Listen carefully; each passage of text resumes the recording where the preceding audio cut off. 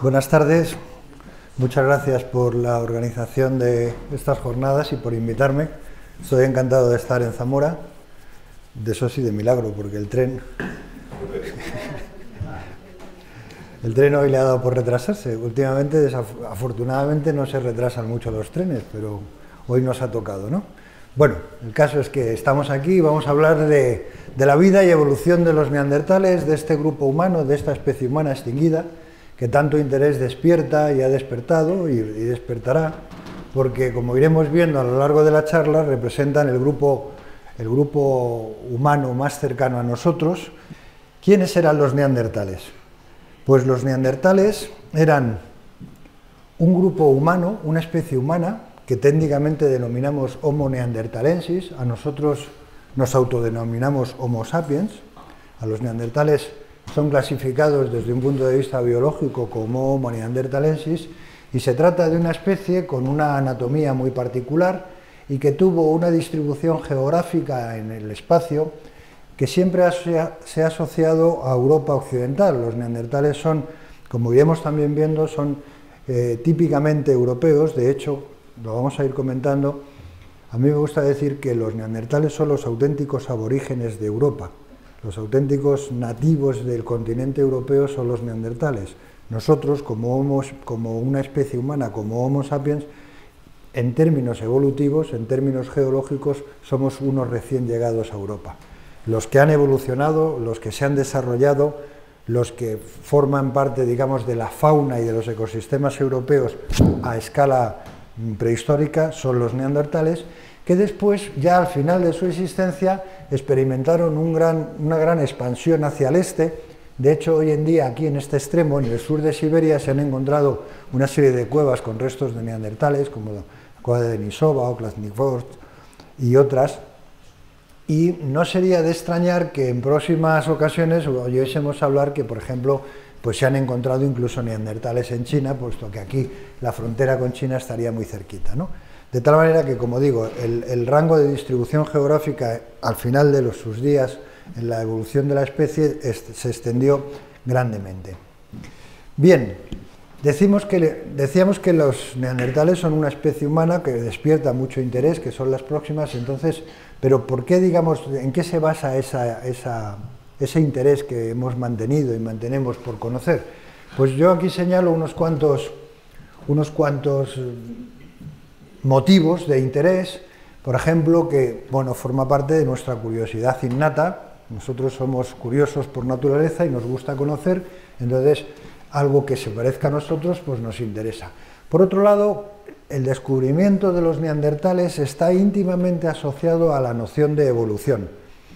Los primeros restos de neandertales fueron encontrados en Alemania en 1856, y la publicación del origen de las especies de Charles Darwin, ese libro tan seminal y tan importante que es el que desvela el proceso evolutivo, se publica 3 años después, de tal manera que la noción de neandertal y su significado potencial y la noción de un proceso de evolución, o dicho de otra manera y reduciéndolo de una manera muy drástica a eso de que venimos del mono, están íntimamente unidos, de tal manera que los detractores de la teoría evolutiva a mediados del siglo XIX y principios del siglo XX, de alguna manera, por asociación casi que también eran detractores de los neandertales. De ahí esa mala fama que han ido cogiendo durante muchos años y que afortunadamente en los últimos años pues hemos ido disipando. Por otro lado, los neandertales son un espejo donde nos miramos, que sirve para entender algunos rasgos distintivos de nuestra naturaleza, como puede ser nuestro particular ciclo biológico. Nos preguntamos qué nos hace humanos. Después hablaremos del genoma neandertal, de ese gran proyecto cuya pregunta base que motivó y dio fuerza es precisamente qué nos hace humano. Y últimamente estamos empezando incluso a entender algunos aspectos de nuestra biología y de las enfermedades que nos afectan, porque son herencia por transferencia genética desde los neandertales, que también comentaremos. Es decir, hay un gran número de motivos por los que estamos seriamente interesados en el estudio de los neandertales. Como decía, los primeros descubrimientos corresponden, los que da el nombre, en 1856, en el valle de Neander, que es el valle, ese nombre, Neander, Neandertal, Neandertales, es el que da nombre al grupo humano, que curiosamente en alemán Neander significa hombre nuevo. Entonces, de alguna forma es un poco, digamos, una coincidencia histórica que en el Valle del Hombre Nuevo aparezca un hombre nuevo que era el hombre de Neandertal, ¿no? Que es el que define lo que llamamos el holotipo de la especie Homo neanderthalensis. Curiosamente, antes, en Gibraltar, en el año 1848, ya fueron descubiertos algunos restos neandertales, pero en ese momento no se supo reconocer que eran neandertales. Quedaron ahí, digamos, en un limbo, y fue a partir de estos descubrimientos en Alemania cuando empezaron a ser, digamos, reconocidos. Lo que denomino aquí la mitología de los neandertales es precisamente esa mala fama que han adquirido desde mediados del siglo XIX y sobre todo principios del XX, donde eran considerados, por comparación con nosotros y de manera un tanto interesada, como una especie de seres inferiores, de seres degradados, moralmente inferiores, y de aquí este tipo de reconstrucciones que pretendían decirnos que eran así los neandertales, ¿no? Pues como gente claramente deficiente, o monstruosidades como esta que hoy en día, como vamos a ver, están completamente fuera, digamos, de la ciencia y del saber popular actual. Estas son algunas de las reconstrucciones que últimamente se han ido publicando de cómo hoy en día vemos a hombres y mujeres neandertales, que en realidad, efectivamente, son claramente reconocibles como humanos, puesto que eran una especie humana, y discutiremos un poco si verdaderamente eran especies o no. En cualquier caso, son seres humanos distintos a nosotros, pero seres humanos, ¿no? Con una serie de características anatómicas que se muestran, como veremos después en el esqueleto, pues en la configuración de lo que se llama el arco superficial, la forma de la nariz, la proyección de la mandíbula, pero que en definitiva pues tienen este aspecto, digamos, más moderno y reconocible.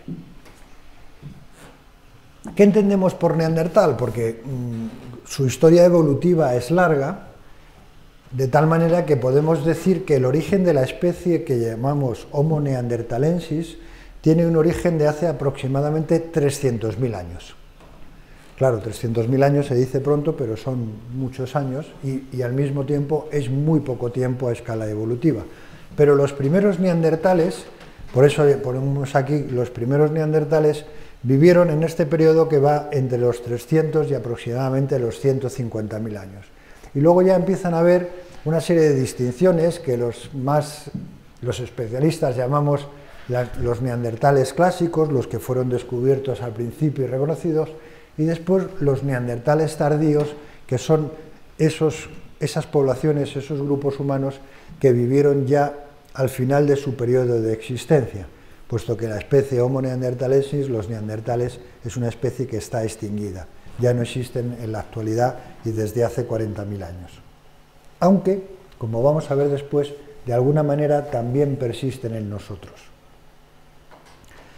Aspectos del estudio de la paleobiología de este grupo humano, pues puede ser, por ejemplo, los aspectos paleoecológicos, es decir, en qué ecosistemas, dónde vivieron.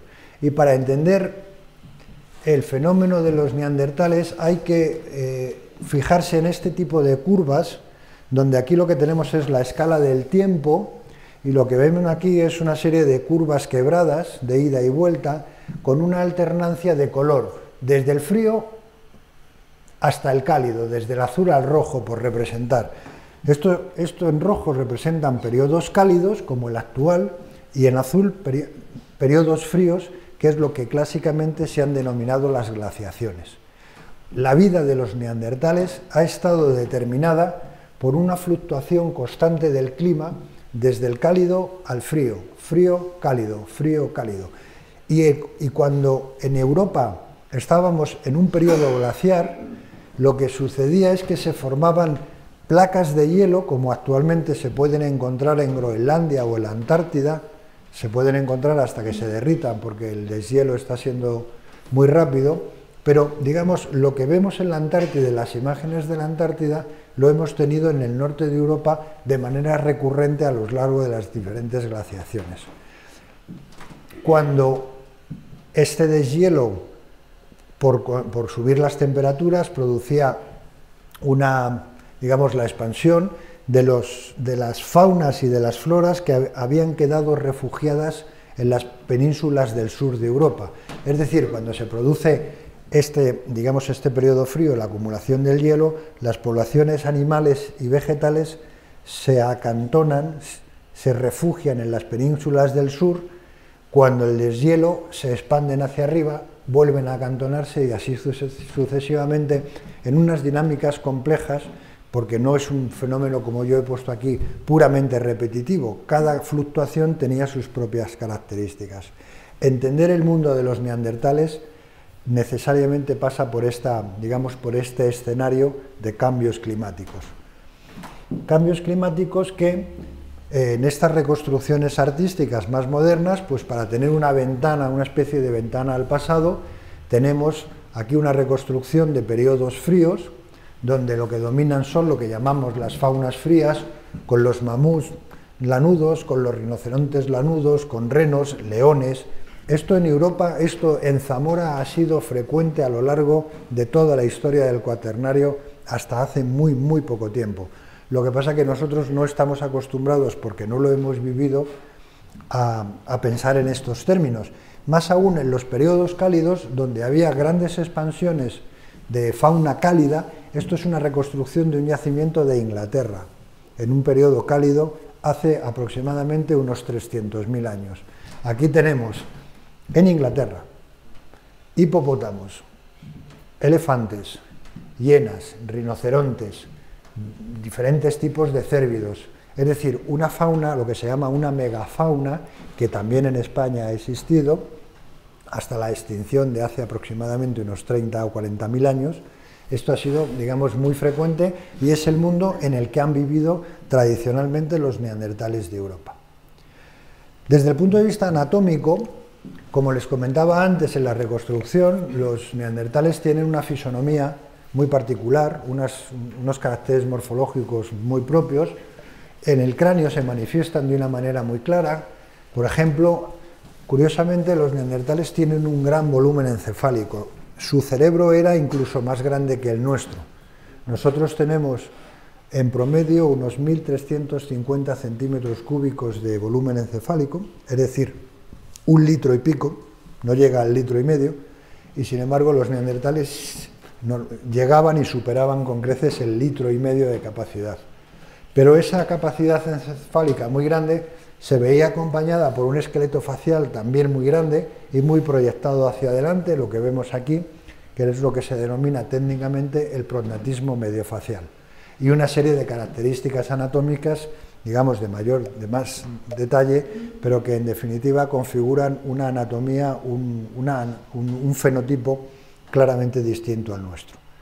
En el esqueleto postcraneal, es decir, el esqueleto que tenemos por debajo del cráneo, llamémosle así, en todo lo que es el cuerpo, pues también hay unas características muy marcadas, entre las que destaca fundamentalmente pues un tórax bastante más voluminoso que el nuestro y un cuerpo de una constitución claramente más ancha.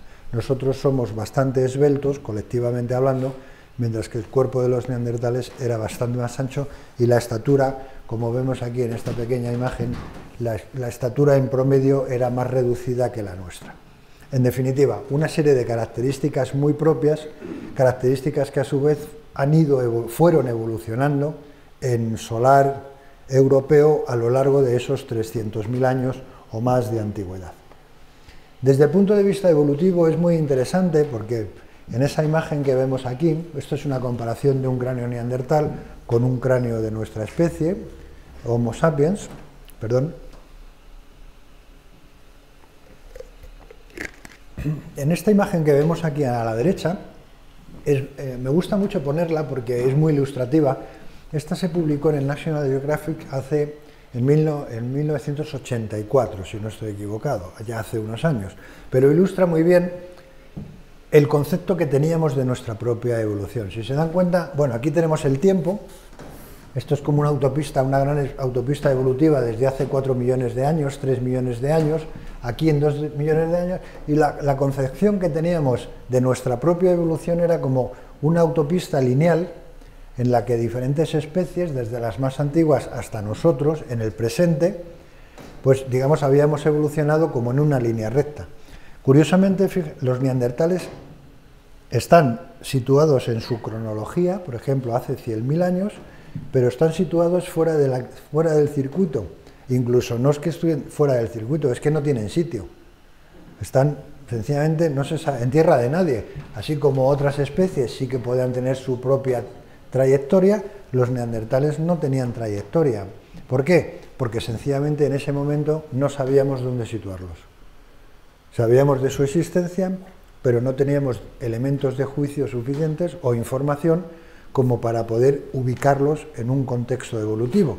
Todo eso ha cambiado mucho y las investigaciones en España han contribuido mucho a ese cambio, y hoy en día tenemos una imagen mucho más compleja de la evolución humana y de la posición tanto nuestra, de nuestra especie, como la posición de los neandertales en el escenario de lo que llamamos el árbol de la vida. Si nos fijamos en este esquema, tenemos aquí nuevamente la escala del tiempo, desde hace 8 millones de años hasta la actualidad, marcada por un 0. Todo esto que ven aquí es la diversificación de lo que llamamos los homininos, desde un antepasado común que compartimos con los chimpancés, hasta la aparición de las formas más modernas en este círculo, ¿no? Lo vemos en este óvalo, lo vemos más ampliado, y aquí tenemos desde un antepasado común último que llamamos Homo antecessor, tenemos dos linajes de evolución.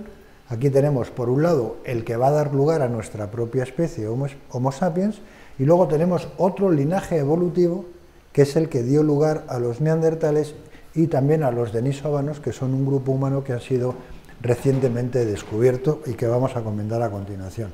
En definitiva, hoy en día sabemos dónde ubicar a los neandertales en el árbol de la vida.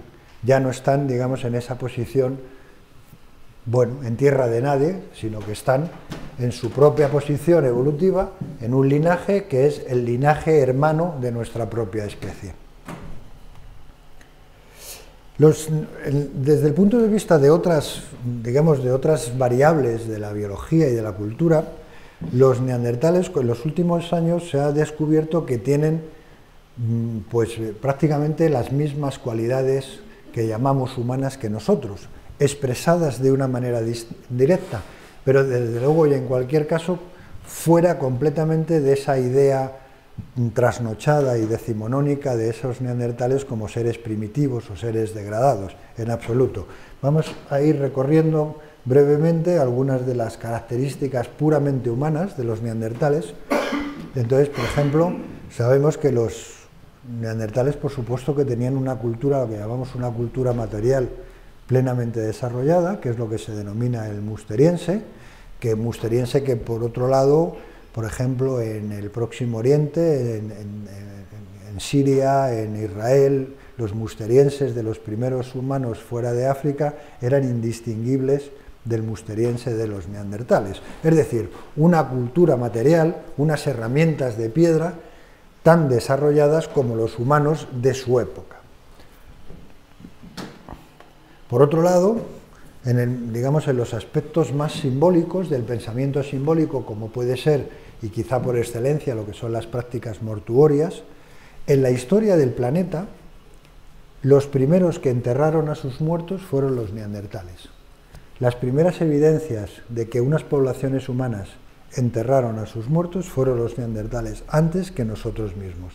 Y aquí tenemos tanto la recreación de unos restos franceses de la Sapelosán, que son muy conocidos, de hace 60.000 años, o una reconstrucción que se hizo en un yacimiento que está en Irak, se llama Sanidar, donde se interpretó que incluso había no solamente un enterramiento, sino ofrendas florales, porque se encontraron una gran cantidad de pólenes de plantas con flores muy vistosas. En definitiva, los neandertales practicaban ocasionalmente, curiosamente, no siempre, ocasionalmente practicaban, digamos, el enterramiento con ofrendas mortuorias de los seres, digamos, próximos del grupo.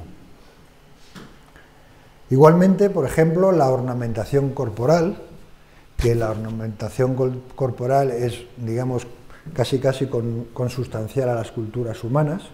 Todos llevamos ornamentación cultural de una manera o de otra, o ya sea en forma de adornos, o porque elegimos un tipo de montura de gafas particulares o de una marca, o de un color, eso no deja de ser ornamentación, o incluso el corte de pelo, según las modas, según el estilo, eso, digamos, de alguna manera estamos ornamentando nuestro cuerpo con pendientes, con colgantes, en fin, con sortijas, con todo tipo de ornamentación que es consustancial a nuestras culturas, y se ha visto modernamente que algunos grupos neandertales también practicaban, digamos, esa ornamentación corporal. Por ejemplo, se han descubierto cuentas de collar. Esto es una concha de Petten donde se han encontrado pigmentos fluorescentes que se interpretan como pigmentos, digamos, pintarse directamente, o el tratamiento de determinadas, tal y como se ha podido estudiar en los restos óseos de grandes aves que habían sido, digamos, tratados de tal manera para sacar las plumas, y se interpreta que son, digamos, para una ornamentación, o en este caso, que es una reconstrucción, lo que se llaman lápices de óxidos de hierro o de manganeso, que se interpretan como, digamos, son trozos de óxido que están, digamos, pulidos, y se interpretan como que han sido, digamos, utilizados para ornamentar el cuerpo. En definitiva, un pensamiento simbólico que es puramente humano.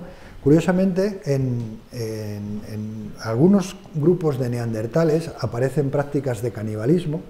El canibalismo es uno de los grandes tabúes de la civilización occidental, junto con el incesto, y cuando, digamos, si se nos pregunta de manera coloquial o menos académica, el mundo es menos académico, el canibalismo pues se interpreta pues como una práctica caníbal, valga la redundancia, ¿no? digamos de barbarie.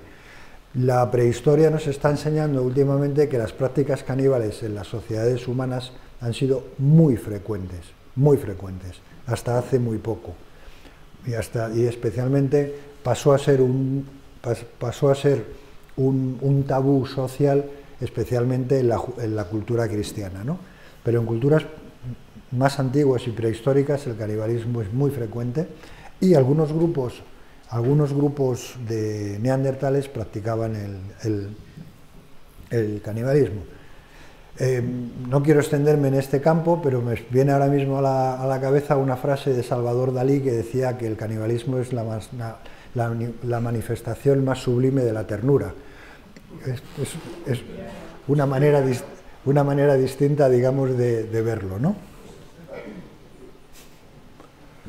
Bien, les voy a dar unas cuantas pinceladas de un yacimiento concreto de restos neandertales que se sitúa en el Sidrón, donde yo soy el director de la investigación de los fósiles humanos y donde hemos obtenido un buen número de resultados.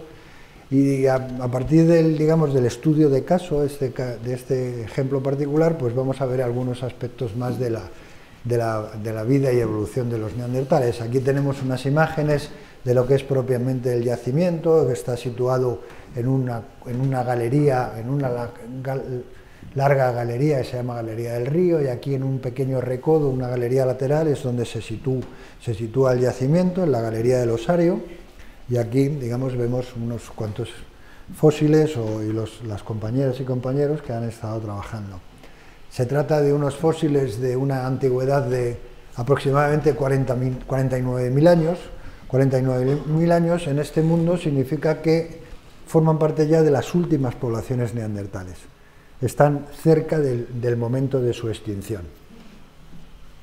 Se trata de un relleno kárstico con muy poco desarrollo, de hecho está muy concentrado todo el registro, y aquí vemos nuevamente estas curvas paleoclimáticas donde podemos situar pues algunos antepasados directos de los neandertales, como por ejemplo los fósiles de Atapuerca de la Sima de los Huesos, que son más que bien conocidos, ¿no? Pues los fósiles de Atapuerca de la Sima de los Huesos son los que han contribuido en gran medida a establecer cuál es el pasado filogenético, el pasado evolutivo del grupo de los neandertales, en tanto que son sus antepasados más directos. Estamos aquí hablando de unos 400.000 años y aquí estamos hablando ya de los neandertales finales justo antes de su extinción, en torno a los 40.000 años. Se trata de una colección muy numerosa en cuanto a restos fósiles encontrados. Son más de 2.500 restos y se trata sin duda alguna de la colección de neandertales más numerosa encontrada en la península ibérica y ha pasado a ser una de las colecciones más importantes digamos, en el escenario internacional. Es interesante y es curioso comentarlo porque claro, ya pasan los años y pasan muchos además. Si nos retrotraemos a hace 2 o 3 décadas, 3 más que 2, pues en España apenas había fósiles humanos. De hecho, si nos comparásemos con Francia, con Italia, con Alemania, con Croacia, con otros países europeos, pues digamos estábamos en una clara desventaja porque no teníamos registro, no se había descubierto, bueno, digamos 4 huesos sueltos, ¿no? A partir de los descubrimientos de Atapuerca y después de los del Sidrón y después de los de otros yacimientos, hoy en día en España tenemos una colección, o sea, un registro fósil de restos humanos prehistóricos del linaje de los neandertales y anteriores, pues que digamos compite y supera con creces a algunos de esos otros países. Es decir, en este sentido hemos podido, afortunadamente, pues digamos cortocircuitar el retraso histórico que teníamos en este registro. Y de hecho una periodista una vez me comentó, decía, entonces, ¿podríamos decir que España es una potencia en neandertales? Y digo, sí, podemos decirlo. Nos hemos convertido en una potencia. Y una de las colecciones, digamos, que contribuyen sobremanera a esa potencia es el grupo del Sidrón, donde hemos identificado un número mínimo de 13 individuos y diferentes, que están aquí representados en una reconstrucción, digamos, artística de 13 individuos que a mí particularmente me resulta bastante atractiva. Un aspecto interesante también a destacar en lo que es el tecnicismo, lo que es el estudio propiamente de los fósiles humanos y los neandertales, es el trabajo de la restauración, que es muy importante.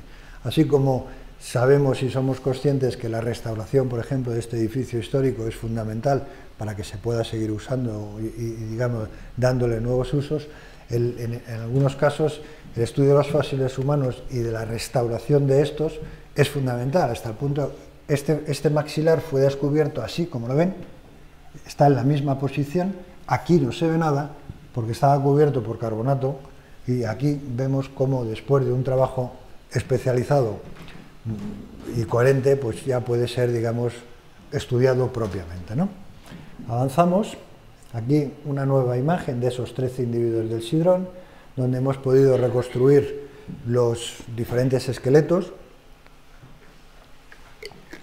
Más que los esqueletos son las arcadas dentarias, los dientes, y luego con dificultad tratamos de reunir y de asociar los restos esqueléticos del esqueleto postcraneal.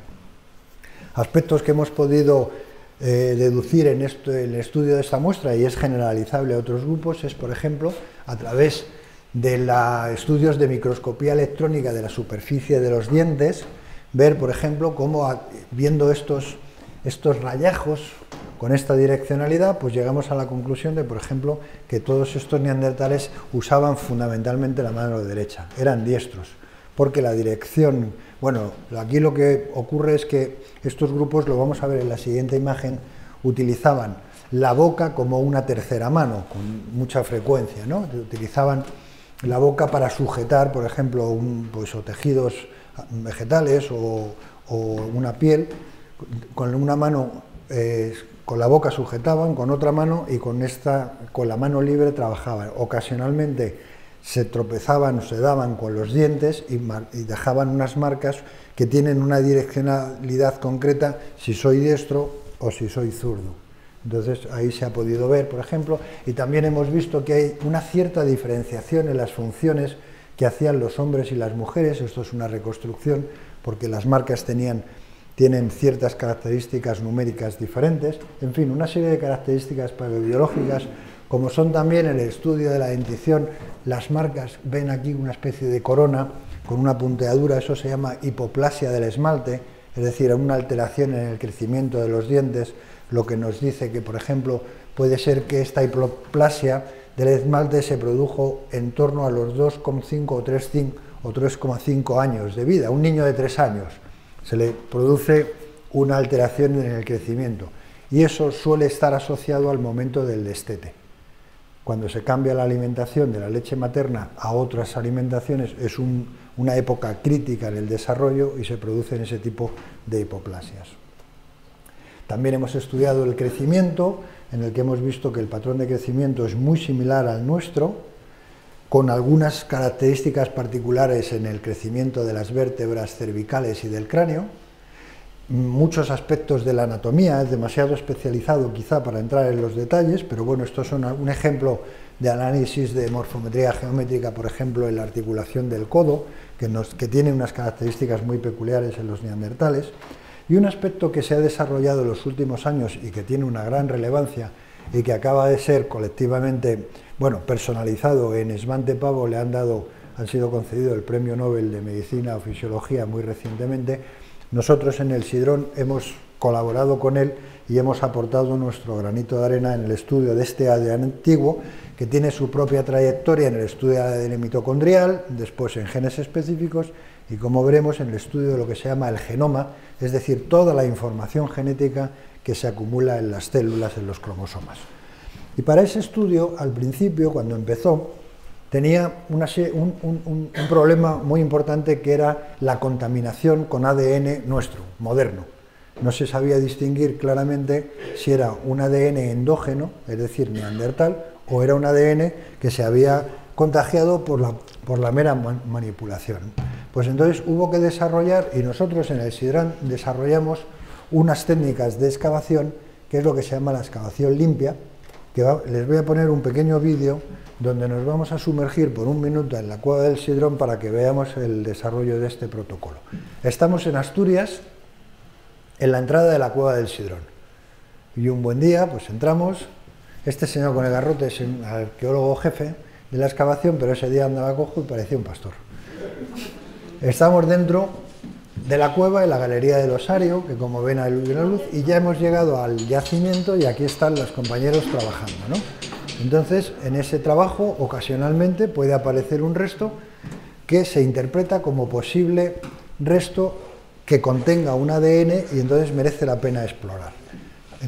En ese momento salimos todos de la excavación y un par de compañeras se visten de esta manera. Es complicado respirar. Como si estuvieran directamente en un laboratorio de biología molecular.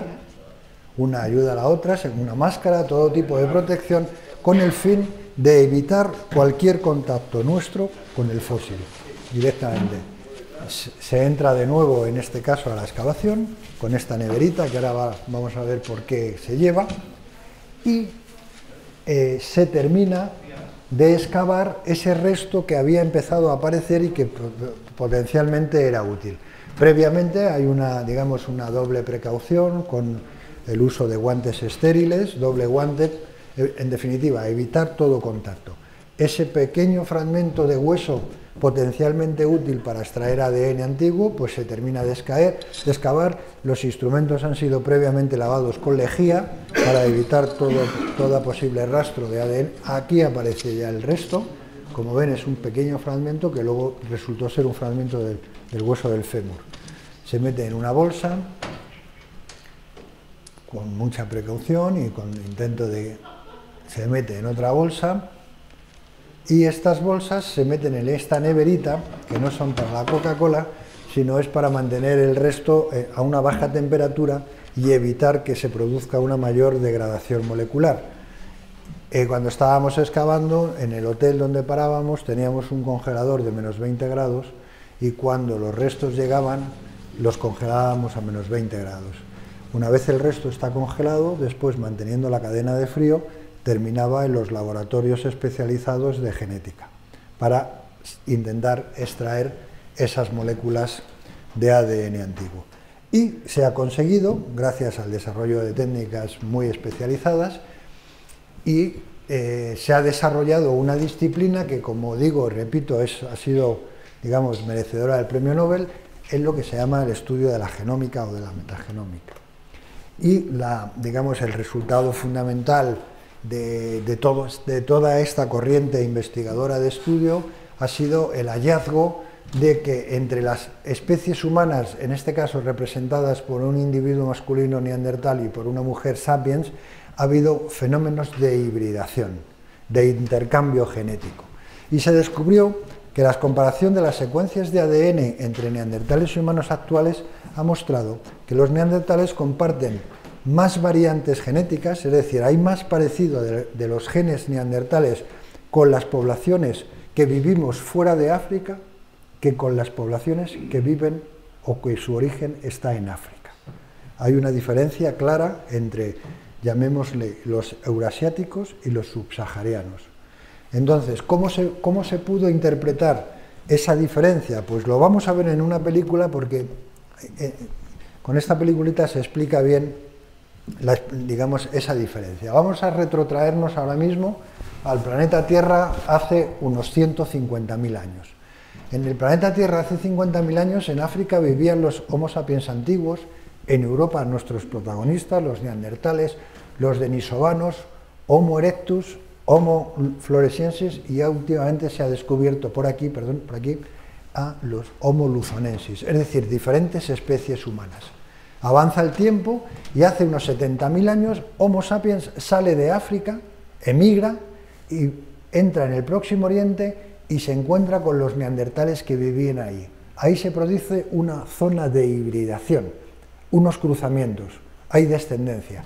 Estos Homo sapiens hibridados con neandertales siguen expandiéndose por todo el planeta en un proceso largo y complejo, y en esa expansión, como se han hibridado con los neandertales, arrastran los genes neandertales en sus cromosomas. Avanza, el tiempo avanza, y hace aproximadamente unos 40.000 años, las especies antiguas que vivían en diferentes confines del planeta terminan por desaparecer y Homo sapiens termina por expandirse por todo el planeta. En definitiva, ¿por qué la diferencia entre los subsaharianos y los euroasiáticos? Pues porque, como hubo esa zona de hibridación, los descendientes de los que salieron de África se hibridaron con neandertales y arrastramos genes neandertales. Los que no salieron de África no se encontraron con los neandertales y, por lo tanto, no tienen genes neandertales en sus cromosomas. Nosotros, todos los que estamos en esta sala, tenemos aproximadamente un 2% de herencia genética neandertal. No es en todos la misma, pero en nuestra biología están influyendo los genes neandertales que se heredaron en ese momento de hibridación, en esa zona de hibridación. Y ya estamos llegando al final, a la extinción del linaje, como hemos comentado. Los neandertales es una especie que se extingue. Sabemos que el tiempo de extinción está en hace aproximadamente unos 40.000 años. Y el por qué, la gran pregunta de por qué se extinguieron, pues hoy en día podemos, digamos, utilizar varios argumentos. Se ha abierto, digamos, se han propuesto infinidad de teorías y de falsas teorías para explicar la extinción. Pero, digamos, en un marco científico diríamos que, primero, los neandertales eran un grupo que venía evolucionando de hace muchísimo tiempo, pero su variabilidad genética hoy sabemos que era muy baja. La endogamia era muy alta entre los grupos. Los neandertales vivieron al final de su época en un periodo de fuerte cambio climático. El mundo se estaba acercando a la última glaciación, lo que eso supone el deterioro de los ecosistemas y probablemente de los ecosistemas a los que ellos estaban adaptados. Y además, y para colmo, pues, como vemos en la siguiente imagen, aquí en este esquema, en esa época coincide que los Homo sapiens empiezan a llegar a Europa en diferentes oleadas. Y Homo sapiens es un mal competidor ecológico para otras especies. Entonces, si juntamos baja variabilidad genética y prácticas de endogamia, es decir, de reproducción entre familiares cercanos, un cambio climático que te está destruyendo el ecosistema al que tú estás acostumbrado, y viene un competidor ecológico con un arsenal cultural probablemente más potente, pues entonces digamos que eso fue la puntilla. Y esto lo vamos también a ver rápidamente en una peliculita donde lo que vemos es, por ejemplo, pues mira, en los últimos 40.000 años, cómo las poblaciones neandertales van retrocediendo, y curiosamente de las últimas poblaciones neandertales las encontramos al sur de la península ibérica. Y ya para terminar, simplemente decirles que, si quiere pasarla, está bien. Bueno, pues que digamos, la conclusión a la que podemos llegar después de un repaso rápido a todos estos aspectos de la biología y la cultura del grupo de los neandertales es que, en realidad, primero, hay que inscribirles en un universo más complejo del que teníamos asimilado. Aquí hay un árbol en el que hay 5 especies representadas, pero podría haber 6 o 7 de especies humanas, una de las cuales somos nosotros, otras son los neandertales, y que cada una, por así decirlo, tuvo sus peripecias evolutivas. Desde luego, hay que descartar claramente estas imágenes simplistas de la evolución humana como una secuencia que va desde un mono a 4 patas hasta un humano bípedo, masculino y blanco, por cierto. Esto hay que descartarlo, y entonces hay que quedarse con la idea de que en el mundo ha habido diferentes maneras y formas de especies humanas, de ser humanos. No somos los únicos, en una palabra.